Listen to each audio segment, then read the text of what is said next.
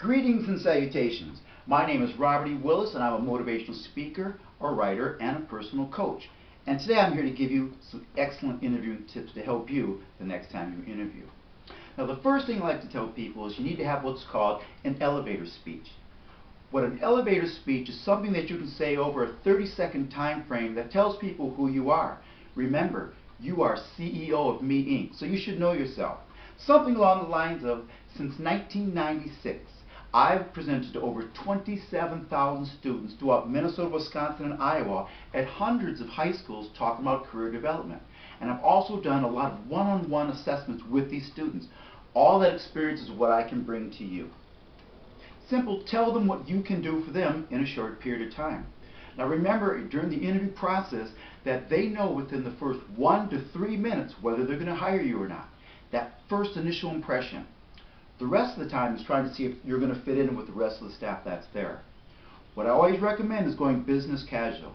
Wear a tie if you can, keep your sleeves rolled down, have yourself looking straight, slacks and some shoes. Ladies, a blouse, a nice skirt, slacks again, nice shoes. Always looks good to have that first impression be a good one.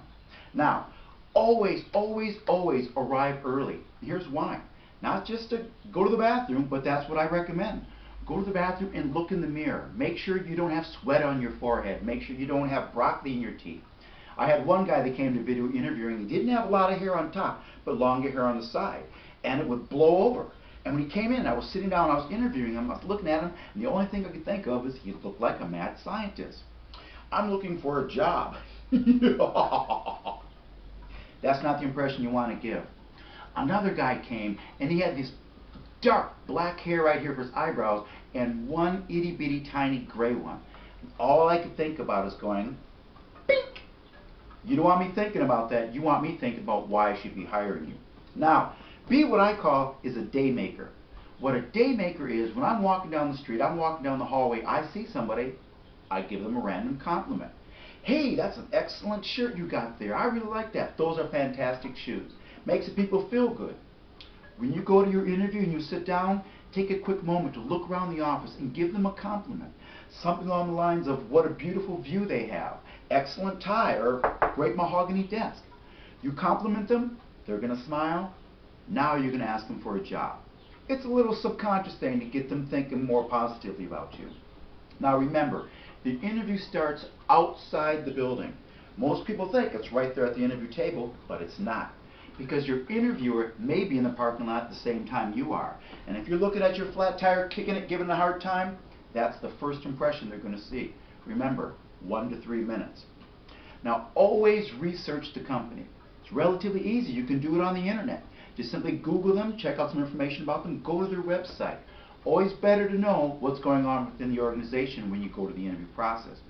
They may have a new office in Blaine, and you may want to bring it up. Or a new CEO that started in April and you want to comment on this person. Always a good thing to know. Now, we have what's called general interview questions. You can go on the internet and Google general interview questions, and there's 50 of them. These are fantastic questions to get you thinking about how you need to be better prepared for your interview. Now, the first one is one of the most important ones. It asks, tell me about yourself. Now, some people, here's how they respond. Tell me about yourself. I like pancakes. It's not going to work during the interview process. Have an answer about it. Again, here's where that elevator speech comes into play. Now, there are some trick questions here. I want you to be aware of that. For example, one of them is, do you consider yourself successful? Now, most people will say yes, but it's how you say yes. Do you consider yourself successful? Yeah, I'm successful. It's not going to cut it. It's not hitting the confidence level I'm looking for. Do you consider yourself successful? Absolutely. In fact, I'm very successful. It's that confidence that comes on. That's what you want them to see. Now, body language is also very important, because some people will sit in an interview like this. This means that you're non-receptive. Your body language needs to be a little more open. What I recommend to people is not to put their back against the back of the chair, but to keep it up like this, keeping your feet flat on the ground. And as you look at them, keep your hands right here. Always a good thing to have. Now, let's talk about what I call safety nets, because everybody has one. It's something that you do that makes you feel better on a subconscious basis. Some people flip their tie a little bit too much. Some they scratch their ear or something like that. But it's something that you do. I had one lady, her safety net was her glasses, and she kept her glasses down like this, and she spoke very condescending. I used to work in a place called Riverside. That's in California, dear. And I would ask her, do you need these glasses? And she would say, well, what if I need to read something? Then I said, put your glasses back up and bring your head up. Otherwise, it looks like you're looking down on me. 2 weeks later, she got a job. Never even thought that she was doing it. Now, safety nets could be anything. It could be your grandfather's pin that you absolutely love, and you just hold on to it for good luck. But remember, language is only 37% of communication. So, if you talk with your hands and you're interviewing like this, you're not conveying your full message. Now, you can have a safety net like this and still convey my message to this person without it being hampering.